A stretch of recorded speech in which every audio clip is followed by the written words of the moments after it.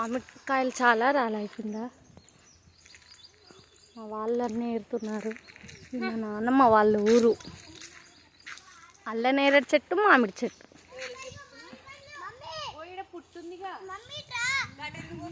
ఇన్ని మామిడి పళ్ళు రాలాయి.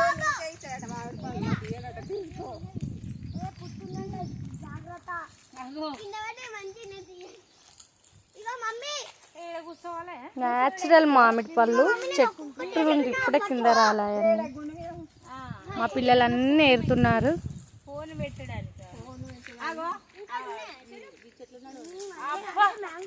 సాయి నీ చేతిలో మామిడి పళ్ళు పెట్టు. వావ్, అట్లా ఎత్తేయద్దు నాన్న.